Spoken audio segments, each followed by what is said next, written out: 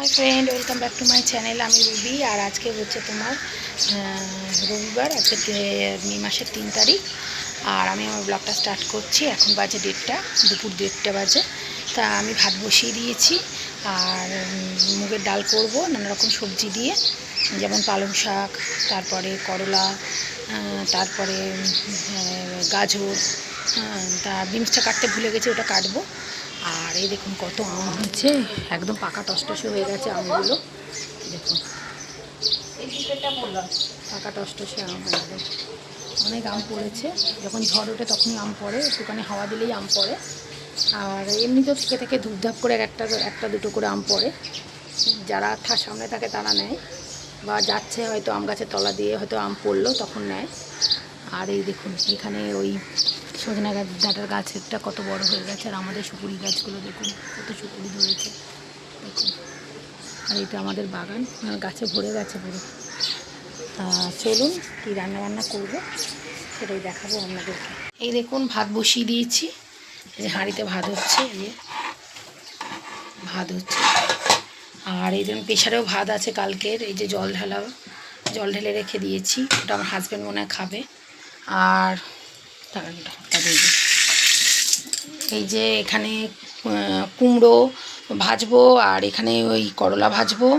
করলাও উচ্ছে হোক, ওই ছোটো ছোটো উচ্ছেও এনেছে, আবার করলাও এনেছে, দুটোই মিক্সড করে এনেছে। আর এখানে এই যে ভাজবো করলা। আর এইদিকে করলা দিয়েছি, তারপর পালং শাক আছে, এই যে পালং শাক নিচে আছে, এই যে পালং শাক, এই দেখুন পালং শাক। তারপরে করলা, গাজর, আর বিনসটা কাটতে ভুলে গেছি, ওটা কেটে নিই। আর মাছ এনেছে, আর মাছের মাথা এনেছে, সেগুলো ভাজবো, রান্না করব, সেটাও আপনাদের সঙ্গে আমি শেয়ার করব। আর এই যে দেখুন, এই যে নামাজ কাটছিলাম এখানে বসে, গাজর এনেছে। আর বিনসটা দেখছি এনেছে কি না, হ্যাঁ বিনস এনেছে, এই যে বিনস এনেছে। বিনসটা একটু কেটে নিই। আর আলু পেঁয়াজ এগুলো সব এনেছে। তা যাই হোক, আমি আবার পরে কথা বলছি। জানলার পেছনে দুখানা গাছ বসিয়েছিল, বা মানে মৌসুমি লেবুর গাছ আর একটা ইয়ের গাছ, দুটো লেবুর গাছ বসিয়েছিল, মৌসুমি লেবুর। আর এই দেখুন লেবু হয়েছে, দেখছেন, দেখতে পাচ্ছেন? হ্যাঁ,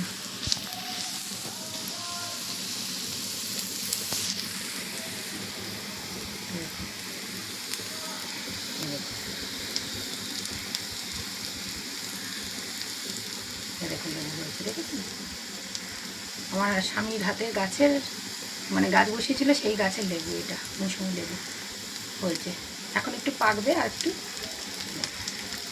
আর এই যে উচ্ছে ভাজা হয়ে গেছে, দাঁড়ান দেখাচ্ছি। এই যে উচ্ছে ভাজছি, এই যে উচ্ছে ভাজা। আর এখানে কুমড়ো ভেজে নিয়েছি, এই যে কুমড়োটা একটুখানি পুড়ে গেছে, পুড়ে ঠিক যায়নি, মানে একটু লাল হয়ে গেছে আর কি, মানে পোড়া হয়নি একদম, একটু লাল হয়ে গেছে, বুঝতে পারিনি, একটু বাইরে গেছিলাম। আর এই যে উচ্ছে ভাজা হয়ে গেছে, আর এই যে ভাত হচ্ছে। আর চলুন আমার পরে মাছ ভাজছি, দেখুন ডাল হয়ে গেছে, ভাত হয়ে গেছে, নানা রকম সবজি দিয়ে মুগের ডাল করেছি। আর এই যে মাছের মাথা ভাজছি, মাছ এনেছে পোনা মাছ, মাছের মাথা ভাজছি। আর এই মাছ আর লেজাগুলো ভাজছি, মাছ আর মাথা সব একসাথে এনেছে মাছের। এই যে মাছ আছে। আর এখানে তো উচ্ছে ভাজা আগেই দেখিয়েছি, উচ্ছে ভাজা আর মানে করলা ভাজা আর কি কুমড়ো ভাজা। আর ভাত হয়ে গেছে, আর ডাল হয়ে গেছে। আমি আলু কাটছি, আবার তরকারি হয়ে গেলে সেটাও আপনাদের দেখাবো। এই দেখুন এতগুলো মাছ ভাজা হলো, মাছের মুড়ো, তারপর মাছ ভাজা হলো, আর বাকিটা ভাজা হচ্ছে। আর এইটুকু হচ্ছে, এগুলো ভাজা হয়ে কমপ্লিট হয়ে গেলে যে আলু আর পেঁয়াজ কেটে নিয়েছি, এই যে আলু আর পেঁয়াজ কেটে নিয়েছি, আলুটা ধোবো, পেঁয়াজটাকে দিয়ে দিই, আলুটা ধোবো, পেঁয়াজটাকে তরকারি করবো, সেটা আপনাদেরকে দেখাবো। এই যে ভাত হয়ে গেছে, এই যে মাছের তরকারি হয়ে গেছে, পোনা মাছের তরকারি। আর এই যে মুড়ো ভাজা রেখে দিয়েছি মাছের। আমার ছেলে মেয়ে খেতে খুব ভালোবাসে মুড়ো ভাজা, ওর বাবা খেতেও, মানে আমার হাজব্যান্ড খেতেও খুব ভালোবাসে আর মুড়ো ভাজা।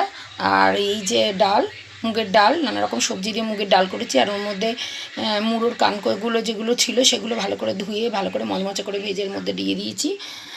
মুড়ো দিইনি, মুড়ো দিলে আর একটু ভালো হতো, কিন্তু মুড়ো দিয়ে ডালটা অন্যরকম বানাতাম, পরে বানাবো অন্যরকমভাবে। কিন্তু এটা তো যেহেতু সবজির ডাল, তাই জন্য আর বেশি কিছু দিইনি, ওই কানকগুলো ভেজে ভালো করে মচমচে করে দিয়ে দিয়েছি ডালের মধ্যে। এই ডাল হয়ে গেছে, মুগের ডাল। আর এই যে এখানে করলা ভাজা, এই যে